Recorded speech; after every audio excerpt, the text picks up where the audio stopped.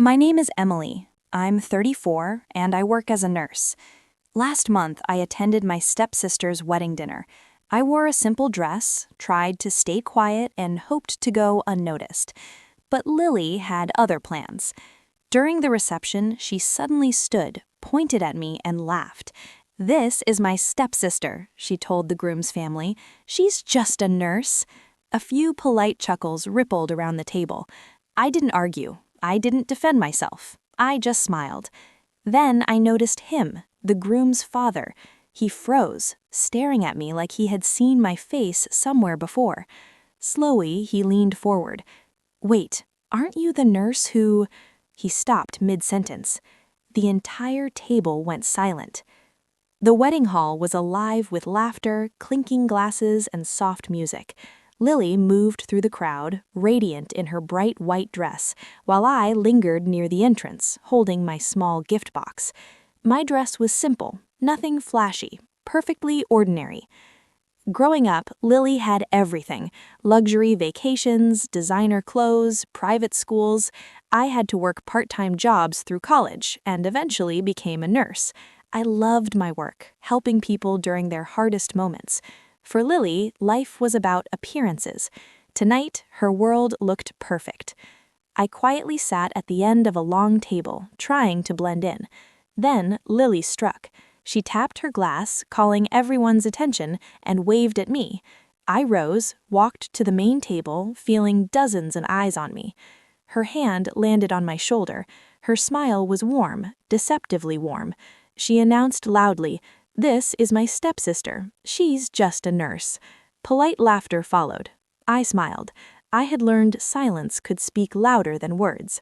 But the groom's father did not laugh. He stared at me like he was trying to unlock a locked memory.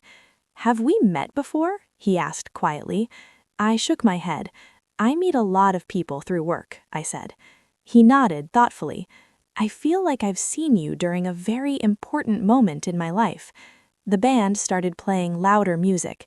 Guests shifted their attention to the dance floor, but he kept glancing at me, searching his memory, and I had no idea that this moment would soon leave everyone stunned. About 20 minutes later, the band took a short break. Guests returned to their seats, chatting quietly. The groom's father returned to the table, looking more certain this time, as if the pieces had finally started to fit together. He leaned forward, eyes locking onto mine. "Emily," he said slowly. I nodded. For a moment, he didn't speak. Then he asked, voice low but firm, 3 years ago, were you working at St. Mary's Hospital?" My heart skipped. "Yes," I answered. A slow exhale escaped him. "I knew it," he whispered. Mark, his son, looked confused. "Knew what, Dad?" He turned to Mark, calm but emotional. "I was in a terrible car accident 3 years ago. The roads were blocked by a massive protest, and most doctors were delayed. There was only one nurse who stayed with me the entire night." He paused, pointing gently toward me. That nurse was Emily. The room went completely silent. Eyes turned toward me, wide with surprise. "She monitored my breathing, checked my pulse, kept me talking so I wouldn't lose consciousness," he continued. "If she hadn't stayed by my side, I might not have survived until the doctors arrived." Mark's mouth fell open. The older guests whispered, some even shaking their heads. Lily's face drained of color. For the first time, her confident smile vanished. She had introduced me as just a nurse, but suddenly everyone realized what that really meant. I shifted uncomfortably in my seat. "I was just doing my job," I said softly. "No," the groom's father said firmly. "You did more than any of us could have done.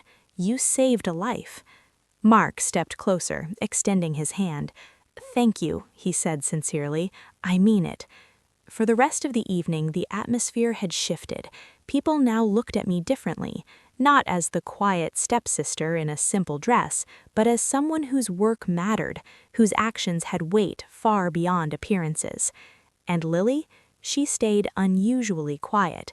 Her earlier confidence was gone, and she avoided looking at me for the first time in years. The band resumed playing, music filling the hall once again.